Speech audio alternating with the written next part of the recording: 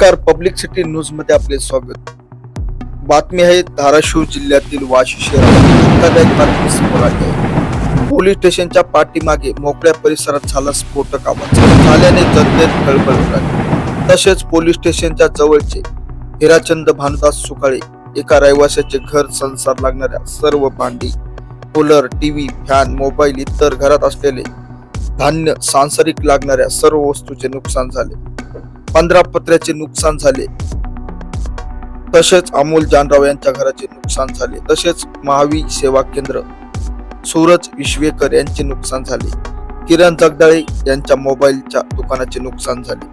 कृषी मनोज करडे यांच्या दुकानाचे नुकसान झाले. तसेच राहते घर दिलीप बनसोडे यांचं पत्र्याचं नुकसान झालं व संसारिक वस्तूचे नुकसान झाले.